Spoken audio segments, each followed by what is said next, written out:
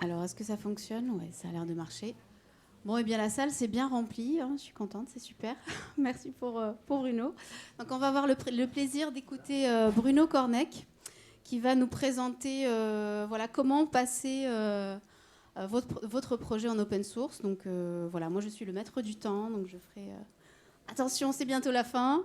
Et puis après, voilà, je passerai si vous avez des questions pour Bruno par la suite. Voilà. À toi, Bruno. Merci. Merci. Donc, bienvenue à vous sur ce salon Open Source Experience. Oui, donc le sujet du jour, c'est de dire est-ce que vous voulez passer un projet en open source et qu'est-ce qu'il faut mieux faire pour essayer de passer un projet en open source. N'hésitez pas à poser des questions, si ça peut être interactif, ça pose pas de problème de mon côté. Même si je ne traite pas tout ce qui est prévu, c'est pas un souci, il vaut mieux qu'on traite les sujets qui vous intéressent. Je vais ramener la souris de ce côté-là, ça sera sans doute mieux placé. Voilà. Donc je m'appelle Bruno Cornec, je travaille pour HP, je suis dans le secteur de l'open source depuis 1993, je m'occupe de différents projets, soit en tant que contributeur, soit en tant que project lead. Et au sein d'HP, je travaille comme stratégiste autour de la problématique de l'open source pour HPE. Et puis à côté de ça, je fais un petit peu de musique pour me relaxer quand j'ai du temps. Donc le contexte, dans quel contexte est-on ? Eh bien, l'idée, c'est de dire, vous avez un projet, ça fait déjà quelques temps que vous avez travaillé dessus, vous êtes tout content, votre management vous a accordé la possibilité de le passer en open source, ou votre équipe a poussé et est d'accord pour ça, et puis vous créez votre compte sur GitHub, vous faites l'upload de vos sources, et puis voilà, vous êtes content, c'est fini, c'est prêt. Vous êtes en open source. Et en fait, non, vous n'êtes pas en open source, vous n'avez peut-être pas tout à fait compris ce que c'était qu'un projet open source et comment il valait mieux le faire, l'organiser pour derrière en tirer des bénéfices. Parce que le but de passer un projet en open source, pour vous en tant qu'individu ou pour votre société qui soutient ce développement et qui vous paye pour faire ces développements-là, c'est d'avoir un certain nombre de gains, des gains notamment de mutualisation. C'est-à-dire que le but de se regrouper pour développer un projet open source, quand on fait un noyau Linux, c'est que tout le monde peut utiliser un système type Unix libre sur tout un tas de plateformes. Et que la prochaine personne qui a un nouveau processeur exotique, ça ne lui prend qu'une fraction de temps à porter le logiciel sur cette plateforme exotique par rapport à la plateforme de base. Et c'est toute cette mutualisation qui est intéressante dans la partie open source. Donc, vous avez intérêt à faire en sorte que la mutualisation soit effective, que cela opère, que ça fonctionne correctement. Donc, il se passe poser un certain nombre de questions autour de cette problématique du passage en open source. Tout d'abord, quand ? Et la bonne réponse, en général, c'est celle que Linus Torvalds a donnée au noyau Linux il y a très longtemps, c'est il faut publier tôt, le plus tôt possible, et publier le plus souvent possible. Pourquoi ? Parce que ça va vous permettre d'avoir la création, d'agréger des gens qui sont intéressés par cette idée que vous avez. Vous avez envie de développer un logiciel pour résoudre un problème. La terminologie anglaise dit scratching an itch. C'est vraiment le but. On va essayer de résoudre un souci que l'on a dans son environnement. On va vouloir créer du logiciel qui va permettre de résoudre ces problèmes-là. Vous avez d'autres personnes qui ont les mêmes problèmes que vous, qui peuvent être intéressées par ce développement que vous êtes en train de faire, éventuellement avec un périmètre un petit peu différent, un petit peu parallèle, sur une autre plateforme, dans un autre environnement, etc. Donc, vous avez intérêt à agréger l'ensemble de ces personnes pour, encore une fois, mutualiser les efforts de développement, que vous ne soyez pas tout seul à faire tout, que vous ayez d'autres personnes qui s'intéressent, qui vous apportent du portage, qui vous apportent de la traduction de doc, qui vous apportent des jeux de test, qui vous apportent des use cases, ne serait-ce que ça, différents de ceux que vous avez, pour enrichir votre plateforme. Ça, plus vous le faites tôt, mieux vous vous portez. Parce que plus c'est tard dans le cycle de vie, c'est comme dans la qualité logicielle, plus on corrige les bugs tard, plus ça coûte cher. Là, c'est le même problème. Plus au niveau de la conception, vous intégrez des idées extérieures tard, plus c'est compliqué à faire, moins ça se fait dans la pratique. Et donc, plus vous avez intérêt à, en avance de phase, montrer vos idées autour du logiciel. Même si vous n'avez pas complètement le code de développer, même si tout n'est pas disponible, c'est pas très grave. Quand Linus a publié son premier noyau, il faisait pas grand-chose. Il n'y avait même pas de shell.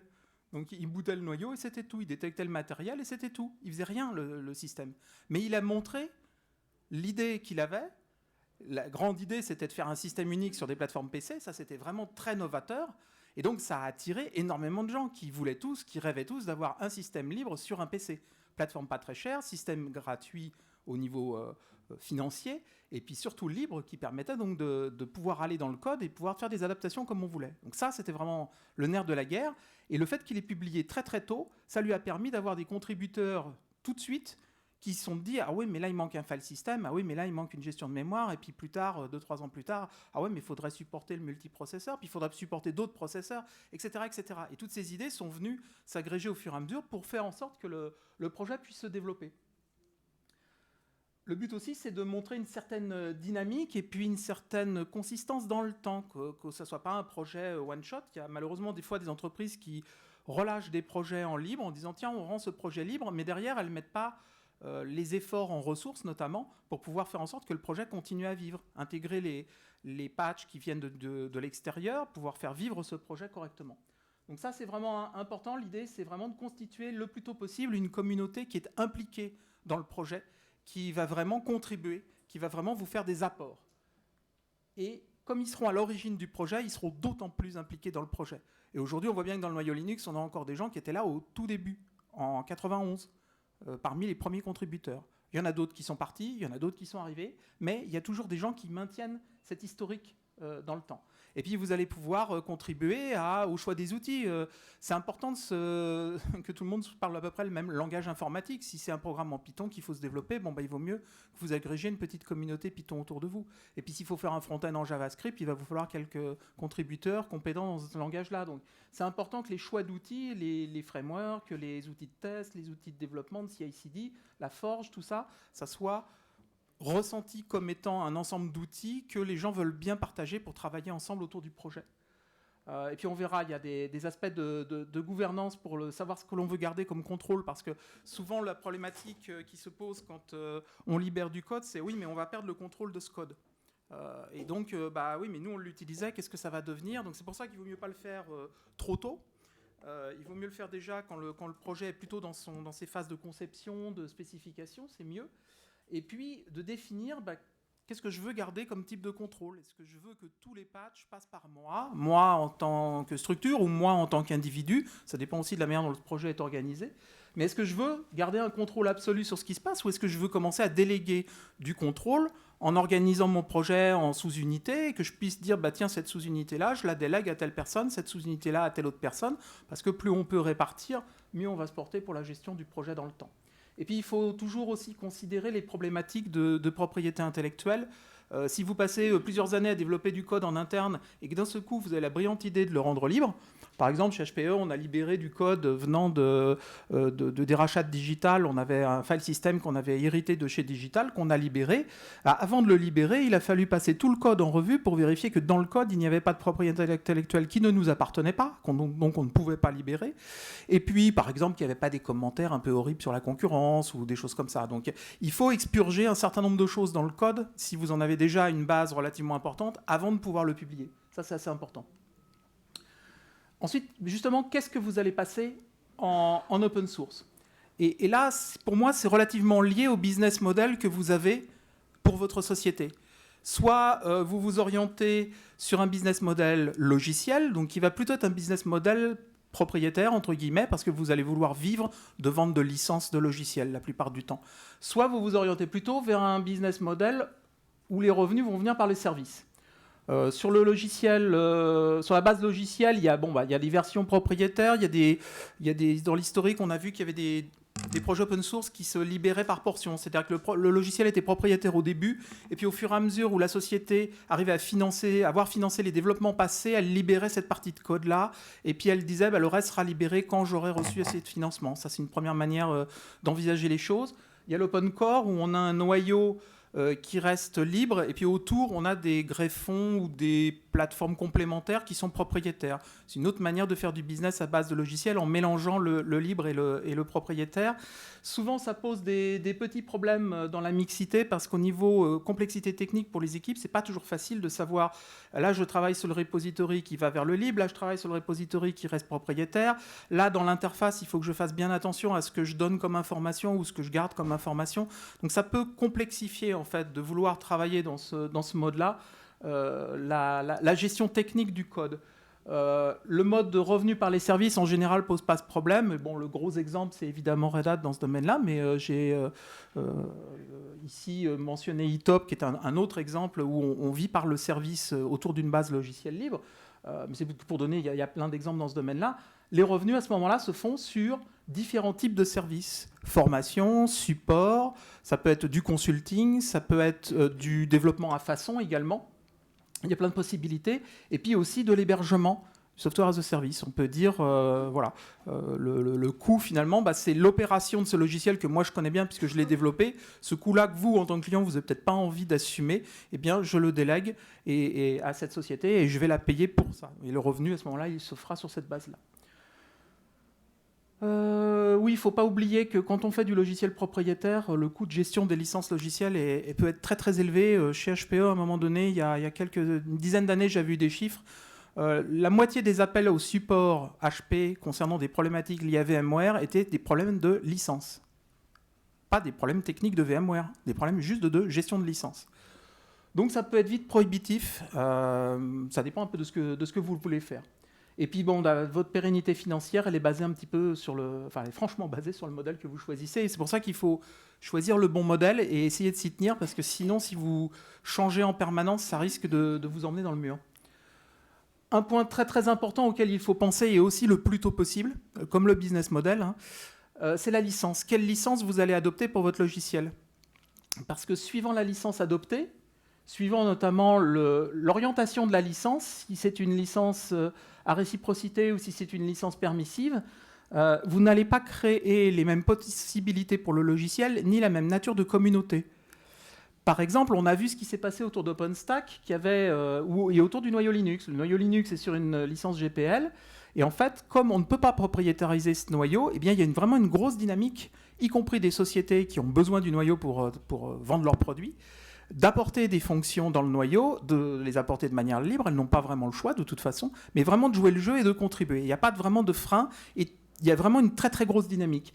Et puis j'ai regardé ce qui se passait moi, à un moment donné dans la communauté OpenStack. La communauté OpenStack, c'est une licence permissive, c'est-à-dire qu'il y avait beaucoup de gens qui avaient dérivé OpenStack pour en faire une offre propriétaire. Et ce qui se passait très souvent, c'est que les constructeurs faisaient leurs drivers pour leur baie de stockage, pour leur équipement réseau, pour tout un tas de couches qu'ils avaient à eux. Et puis finalement, au bout du compte, les gens travaillaient dessus de 9h à 17h, payés par leur entreprise pour le faire. Dès que l'entreprise n'avait plus de matériel compatible OpenStack, ces gens-là disparaissaient, ils n'étaient plus là. Donc il n'y avait pas vraiment une volonté de faire perdurer le projet intrinsèquement. C'était quelque chose qui était là parce que le business le demandait. Quand la raison business disparaît, le soutien au projet disparaît. Donc ça crée le fait de choisir une licence plutôt qu'une autre, va orienter la manière dont la communauté va se constituer et va travailler autour du projet.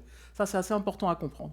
Après, vous pouvez avoir des notions sur lesquelles vous vous posez des questions. Est-ce que vous faites un contributor license agreement ? C'est-à-dire, est-ce que le code que les contributeurs mettent dans le projet doit appartenir à une structure particulière, une fondation ou une autre société ? C'est une question que vous devez vous poser. Il y a un certain nombre de développeurs qui n'aiment pas qu'on leur prenne leur propriété intellectuelle et qu'on l'affecte à quelqu'un d'autre. Ça peut prévenir un petit peu de contribution. Et puis pareil, il faut se poser la question du dépôt des marques, le nom du projet, ou sur la slide précédente, ça c'est une propriété intellectuelle de Red Hat, et je ne peux pas l'utiliser comme ça sans dire que ça appartient à Red Hat. C'est vraiment une trademark Red Hat, ça a un copyright qui leur appartient, donc ils ont la gestion de la propriété intellectuelle du chapeau rouge, ce qui fait qu'on ne peut pas utiliser une distribution forkée de Red Hat en utilisant le chapeau rouge. On peut utiliser tout le code, mais pas ce qui est la propriété intellectuelle de Red Hat, qui est par exemple ce logo.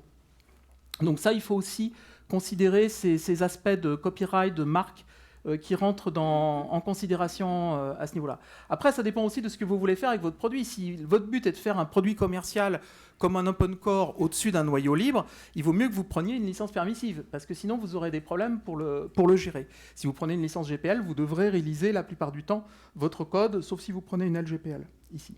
On pourra en discuter après.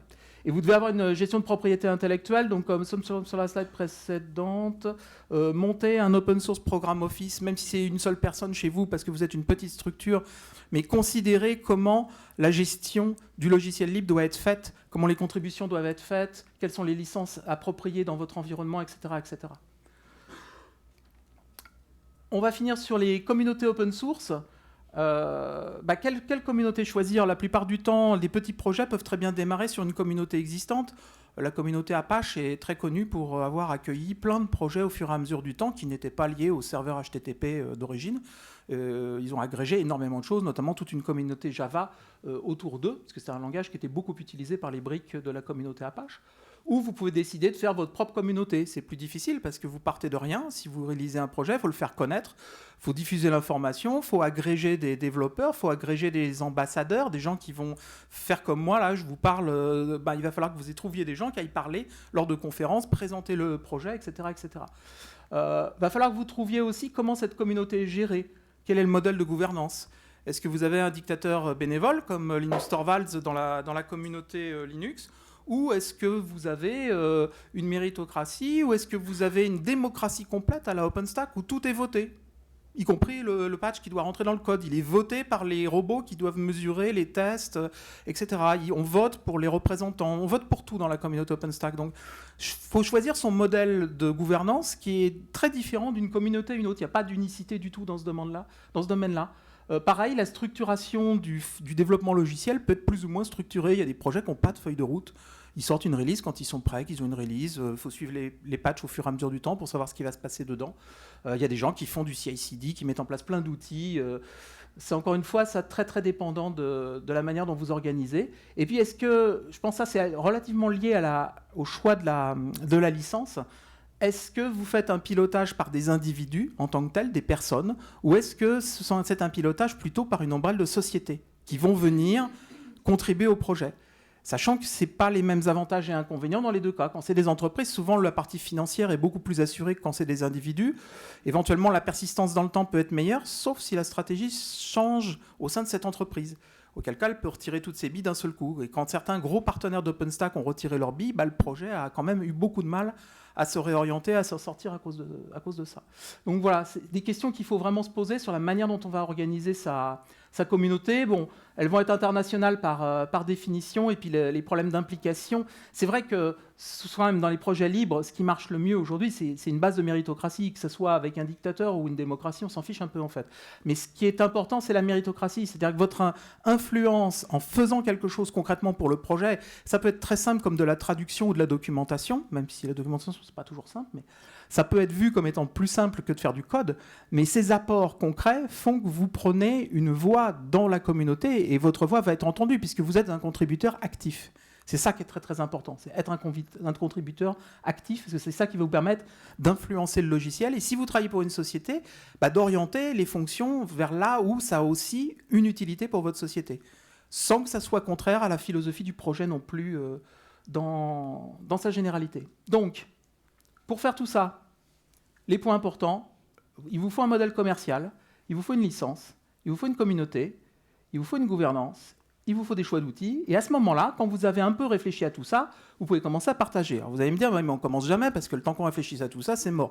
Alors vous n'êtes pas forcé de faire tout dans cet ordre-là. Et si vous avez déjà développé un petit peu de code, c'est pas grave, au contraire, parce que ça donne une maquette, même si c'est pas très fonctionnel, même si ça n'a pas un périmètre complet, c'est pas grave. Vous partagez ce que vous faites et surtout vous communiquez autour de ce que vous avez partagé. Et vous essayez de communiquer envers des communautés dans lesquelles vous pouvez trouver des contributeurs intéressés par votre projet à vous. Vous faites savoir, et après, le reste, vous pourrez le mettre en place au fur et à mesure, mais il faut bien y penser, et le plus tôt vous y pensez, le mieux votre projet se porte. Après, on fait comme on peut. Donc voilà, publiez dès le début ce que vous avez, et puis profitez des retours pour améliorer votre code et vos processus. J'ai presque respecté le temps. Oui, c'est super, Bruno. Presque. Merci beaucoup. Merci à vous. Si vous avez des questions, je vais rester, à moins qu'il y ait une pause derrière. C'est justement maintenant, donc si vous avez des questions pour Bruno, pour Luciane ou pour Simon, voilà, on peut le faire maintenant. Y a-t-il des questions ? Y a-t-il des personnes qui souhaitent lancer des projets open source ? Trop de questions, donc est-ce qu'il est possible d'avoir vos slides ? Oui, bien. Comment ? Les slides, normalement, sont envoyés aux responsables de track ici dans le salon, qui vont les publier normalement sur le site web, et les vidéos seront aussi disponibles a posteriori. Également, oui, donc vous pourrez communiquer les liens. Et revoir les présentations si vous le souhaitez. Ou transférer les présentations. Et sinon, si vous me donnez une carte de visite, je vous l'enverrai directement. C'est une autre option. Je peux même faire ça. Alors, d'autres questions pour Bruno ? Oui.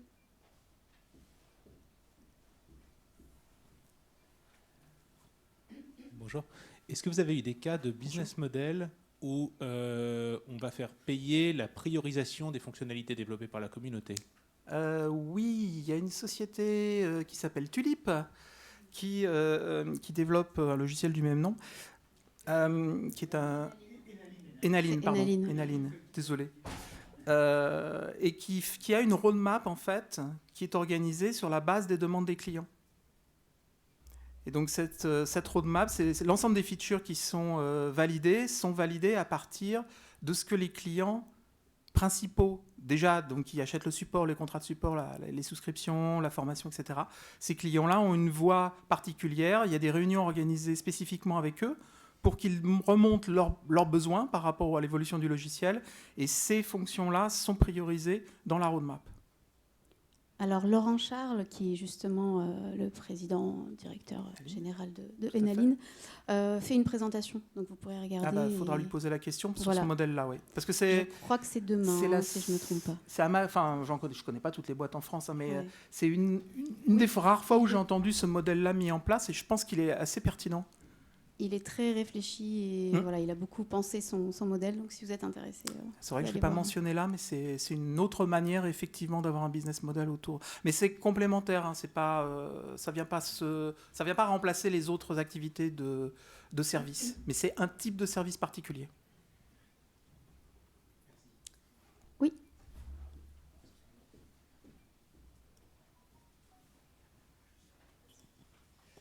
Merci pour la présentation. Une question par rapport à la licence, vu qu'on doit la figer au début. Dans quelle mesure c'est possible de changer ça après et dans quelle mesure on doit être aidé pour faire ce choix de licence? Alors ça, c'est un point qui n'est pas complètement simple. Aujourd'hui, par exemple, le noyau Linux étant GPL v2, il serait plus possible de le changer parce qu'il y a eu trop de contributeurs. Il faudrait recontacter tout le monde pour à tous leur proposer de passer, par exemple, en GPL v3. Et je pense que personne s'attaquera à cette tâche-là parce qu'elle est trop importante. Donc, c'est à ça que peut servir le contributor agreement. Donc, quand on met en place un CLA, ça permet de rétrocéder les droits à une structure comme une fondation. Et cette fondation-là, puisqu'elle a la totalité de la propriété intellectuelle du logiciel, peut décider au fur et à mesure du temps de dire « Tiens, il y a une GPL V4 qui me convient bien mieux que la V3 ou que la V2, je passe tout mon logiciel en GPL V4 ». Donc ça, c'est faisable quand la propriété est contrôlée par une structure. Et ça, c'est difficile parce que c'est aussi un risque d'abandonner ses droits en tant que développeur et de donner le contrôle à quelqu'un d'autre. Il faut que ce quelqu'un d'autre, on ait une grande confiance en lui pour qu'il ne change pas fondamentalement la nature des droits qui vont être associés. Donc, si je peux compléter ma réponse, j'ai eu ce cas à gérer. Alors moi, je distingue le copyright assignment. Donc on transfère le copyright, les droits patrimoniaux à un tiers, qui du coup effectivement décide du CLA, où le CLA là peut prévoir. C'est le cas des CLA de la Fondation Apache, prévoit la possibilité pour le projet de changer de licence. Alors, de manière plus ou moins contrainte, c'est l'un des problèmes des CLA que j'évoquerai tout à l'heure dans mon intervention. Mais j'ai déjà eu à faire ce changement de licence et c'est compliqué parce que, comme tu l'expliques, il faut recontacter toutes les personnes qui ont contribué. Voir si elles étaient propriétaires si c'était les copyright, enfin les détenteurs des droits patrimoniaux, ou si c'était leur entreprise, auquel cas il faut contacter l'entreprise. Et puis quand à la fin il y a des gens qui manquent à l'appel et qu'on n'arrive pas à recontacter et on ne sait pas ce qu'ils sont devenus. Et donc soit on doit publier une nouvelle version du code, amputer des fonctions correspondantes, soit on doit réécrire les fonctions. Voilà, donc c'est quelque chose de lourd. Il vaut mieux éviter de se tromper au départ. Oui. Après, il y a un moyen, c'est dans la GPL, on peut dire GPL V2 ou ultérieur.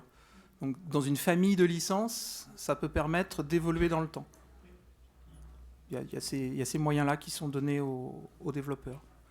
Mais c'est vrai que moi, je suis tout à fait d'accord avec cette remarque-là. C'est un choix qui est important à faire assez tôt, mais il ne faut pas se tromper. C'est un peu le problème. Et encore une fois, il y a deux grands camps de licence et je pense que c'est important de comprendre les deux grandes orientations et de choisir au moins son orientation. Après, on ne se trompe pas beaucoup d'une licence à une autre, en fait, c'est pas très très grave. Mais soit on est famille permissif, soit on est famille réciprocité. Et je pense que là, il faut bien choisir son camp au départ parce que ça influence la manière dont la communauté se crée, la manière dont le code va évoluer, la propriétarisation ou pas. Ça a beaucoup d'impact. Donc là, il vaut mieux bien réfléchir à l'avance Et puis une fois qu'on a fait ce choix, laisser la possibilité d'upgrader sur des versions suivantes de manière à pouvoir suivre les évolutions juridiques. Et je ne suis pas juriste. Je précise.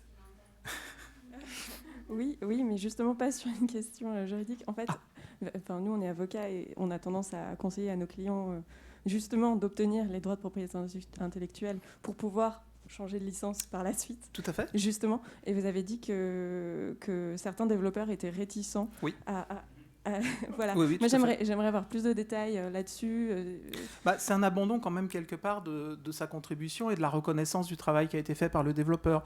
Donc les développeurs ont en général tendance à vouloir garder l'attribution du code qu'ils ont contribué à un projet.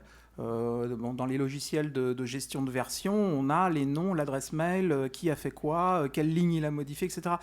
Ça peut permettre de constituer un CV, c'est donner une visibilité de soi-même en tant qu'individu à l'extérieur en exposant publiquement ses contributions. Donc ça, il y a des développeurs qui y tiennent fortement parce que c'est leur personne. C'est comme quand moi je chante sur scène, c'est ma voix qui m'expose. Donc j'ai une exposition à l'extérieur qui n'est pas du tout la même dans ces conditions-là. Donc, au niveau du code, il y a certains développeurs qui s'en fichent. Ils vont dire c'est pas grave, de toute façon j'ai fait une contribution, c'était pour aider le projet il fait ce qu'il veut avec, très bien. Et il y a d'autres personnes qui vont dire non, c'est quand même une manière pour moi de montrer mes capacités, et donc j'ai envie qu'elles me soient toujours créditées, et j'ai pas du tout envie que ce code-là appartienne à un projet en tant que tel.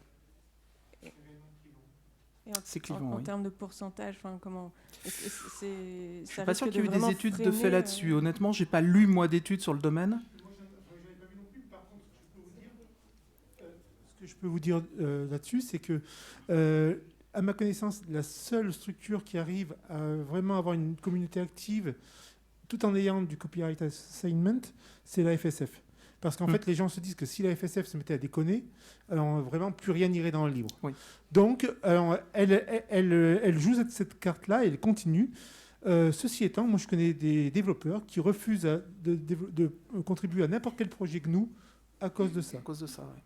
Donc voilà. Et toutes les structures que je connais qui ont essayé ça à un moment ou à un autre, ou d'autres entourloupes du genre, alors parce qu'il y a de l'imagination, on peut imaginer d'autres stratégies, elles ont fini par jeter l'éponge ou le projet est mort.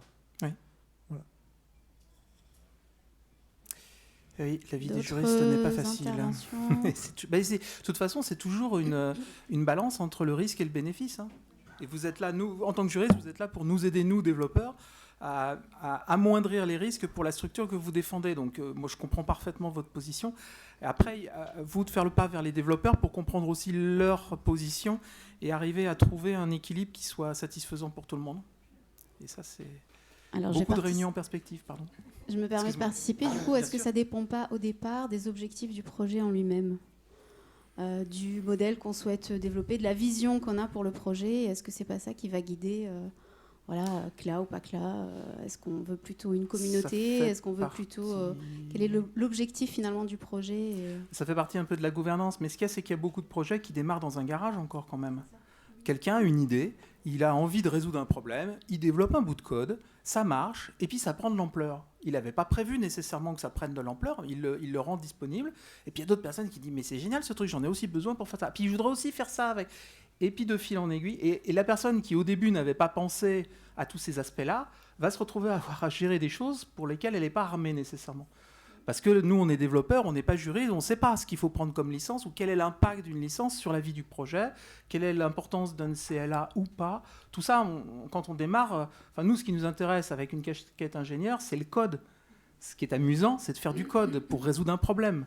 Le reste autour, c'est de l'administratif, c'est plutôt jugé comme étant un ennui et encombrant que vraiment plaisant.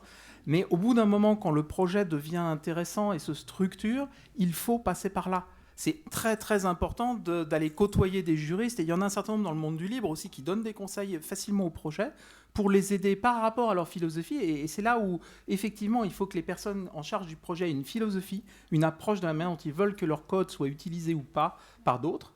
Et en fonction de ça, les juristes vont pouvoir leur dire « vous avez intérêt à faire ça, vous avez intérêt à faire ça, protégez-vous en déposant la marque sur votre nom de projet, faites ceci, faites cela ». C'est là que la collaboration, moi je trouve, est très très efficace entre le domaine juridique et le domaine technique. Et j'ai beaucoup travaillé avec des juristes en fait ces dernières années, Et je trouve que c'est très complémentaire, c'est deux visions très complémentaires. Il ne faut pas les opposer.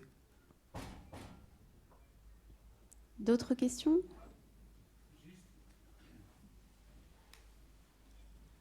À propos du transparent, sur quoi passer en open source ? Oui. Tu parles du choix d'un modèle de business. Oui.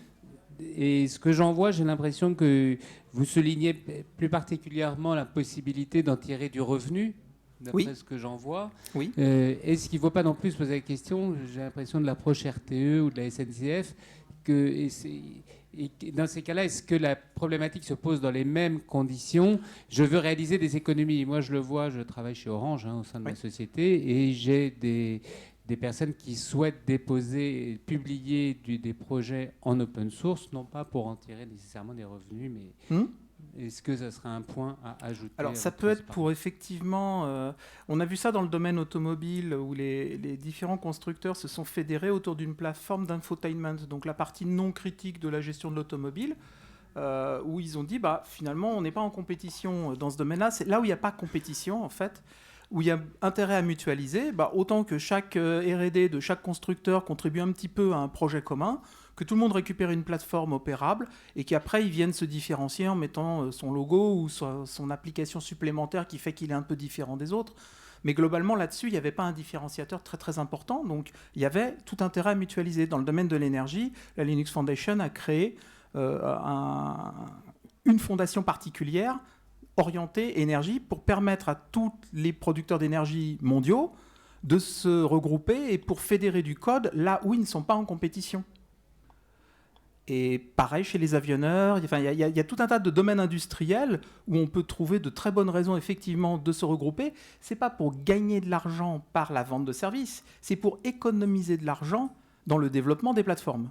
Donc c'est une autre manière c'est un autre type de business model, je suis tout à fait d'accord, qui est pas bien couvert là, je le rajouterai, vous avez raison. Mais c'est vrai que c'est un point important, ça peut être une économie. Merci bien. Merci bien. Les slides ne sont pas sur GitHub, mais je pourrais. Il n'y a que comme ça que ça marche, de toute façon, très honnêtement. Peut-être pour compléter sur ce point-là, donc il y a effectivement l'incitation à chercher à mutualiser pour faire des économies. Il y a aussi le fait qu'on est face à une complexité croissante de l'IT dans nos entreprises, faisant appel à des compétences variées. On parle d'intelligence artificielle, d'IoT, donc finalement, il y a tout un foisonnement. Et au-delà des économies, c'est aussi le fait d'aller chercher des compétences et de mutualiser des compétences qu'on ne peut pas prétendre acquérir isolément.